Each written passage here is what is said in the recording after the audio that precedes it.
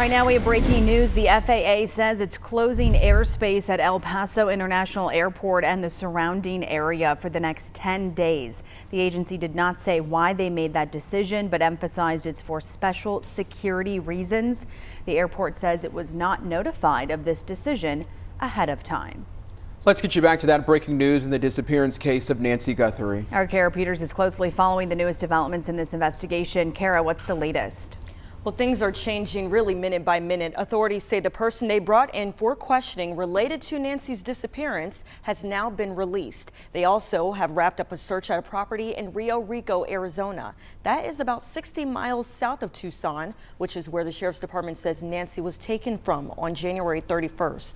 It's also very close to the U.S.-Mexico border.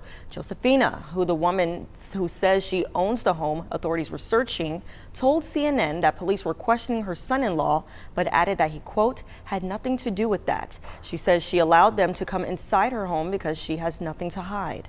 We don't know her. I don't know who she is. I don't know anything about her. They only said that they gave a tip that she was in my house, and I told them you can go in and search my house. There's nobody there. I have nothing to hide. There's nobody in my house, and I don't know what's going on. Now, in addition to the home, authorities were also seen searching through the trunk of a car. Authorities have not shared any updates related to the person taken in for questioning, but DoorDash says it is, quote, urgently investigating reports that the person was a driver for the company. Now, in an attempt to receive more information, the FBI released new images and video from Nancy Guthrie's doorbell camera from the morning of her disappearance. Take a look at your screen right now. The images show a person wearing a mask at the 84-year-old's front door. The person is armed and is seen carrying a backpack and appears to have tampered with the camera. FBI Director Kash Patel said the Bureau recovered the previously inaccessible images from residual data located in back-end systems. And of course, I will be closely following developments in this case throughout the morning and will bring you updates as we learn more. We're also following breaking news in Canada after a mass shooting there. This happened in the small town of Tumbler Ridge, British Columbia. That's in Western Canada. Police say 7 people were killed after a shooting at a secondary school. 2 more people were found dead at a home believed to be connected to the incident. The suspected shooter is also dead this morning. Police say more than 25 people are injured, including 2 with life-threatening injuries. 5:05, getting you now to some local news. Right now in Stokes County, investigators looking for clues to figure out who's responsible for a shooting in Pinnacle. This morning, we know that 1 person is dead and another is recovering in the hospital. Our Aaron Burnett is live for us outside the Stokes County Sheriff's Office with more on this. Aaron, what are investigators looking for at this hour? Sheriff's deputies here in Stokes County are asking the public to look out for a vehicle that witnesses reported speeding away from that scene. It's possibly a dark-colored Jeep Cherokee with a West Virginia license plate. Deputies say they were called to a home on Robert C. Kellum Road in Pinnacle around 4:30 on Tuesday afternoon. It's a short road off of East Old Phillips Road with a few homes alongside it. But when deputies arrived at the scene, they found 2 people shot. One of those people died at the scene, and EMS took the other to the hospital. Today, we're working to find out the name of the person who was killed and the condition of the person still in the hospital. But as of this morning, deputies do not have any suspects in custody or have identified any suspects, but they are looking for, as I said, that dark-colored Jeep Cherokee. Now, the sheriff's office also said they consider whoever the suspect or suspects to be armed and